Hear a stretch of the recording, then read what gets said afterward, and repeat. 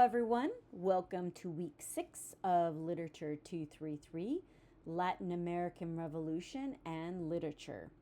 Hopefully, most, if not all of you, have turned in your essay from last week. I am looking forward to reading them, and I will get your grades back to you before Friday, or on Friday.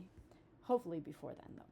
Okay, so this week we have a few readings. It's actually not too long. First, we have a bit from Azuela's The Underdogs. Note that you're not reading the whole thing. You're reading a couple of chapters from part 1 and a couple of chapters from part 3. To get to the readings, you will have to go to Project Gutenberg and then enter the Underdogs, and you might have to enter the author's last name as well. All right. The other thing you're going to be reading is Canto 12 from the Heights of Machu Picchu. That is by Pablo Neruda. Then you will also read Drake in the Southern Sea. That is by Cardinal. And then finally, you'll be reading To See Him Again, which is by Gabrielle Mistral. Here it says A Colonized Mind of Africa. Hopefully by the time you view this video, that will be removed because that obviously was assigned earlier. You don't have to read that again this week. If you find it easier to listen to a recording as opposed to reading it, feel free to use LibriVox. I use this all the time. Sometimes it helps me to hear a work instead of reading it, or I do both at the same time. So I encourage you, if this is easier for you, feel free to listen instead of using your eyes and reading. So today, this week, we're going to be focusing on one of the issues or one of the events would be the Mexican Revolution. You'll see this in The Underdogs.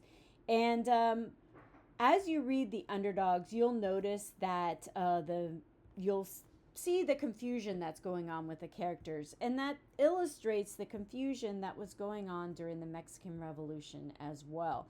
It's quite complicated. Obviously, I'm not expecting you to fully understand it because it is complicated, but I do want you to kind of see the connections within The Underdogs. To help you with The Underdogs, I do give you a brief, quick summary of it. Hopefully that helps a little bit, especially with the discussion, although the discussion isn't too complicated this week. I then go into some of the brief backgrounds of the poets that you'll be reading, and that's basically it. This week you will have 2 threads that I want you to respond to. One would be based on one of the 3 poems. You can choose any one you prefer, whichever one sounds more interesting to you. And then the other one is based on The Underdogs. When you're reading it, I want you to kind of envision in your mind what a movie version of this work would be, and if it would be a popular movie, and if it were to be made into a movie, would there be any changes that you think should be made within that movie? Just kind of picture it, think about how Hollywood would present it. Would it be in the original language? Would there be a translation? Discuss whatever you feel. And again, I really want you to interact with each other. I don't want to see a bunch of mini essays. That's boring for me. That's boring for your classmates. Instead, truly try to interact and have a conversation with each other. Finally, you have a week 6 journal. This one is discussing a revolution within a film, television show, or fictional work. You can focus on The Underdogs if that's easier for you, but you can focus on any sort of work you want. So I'm looking forward to seeing what you guys come up with, and that's about it. I'm looking forward to discussing the readings with you as well online, and I hope all of you have a fabulous week.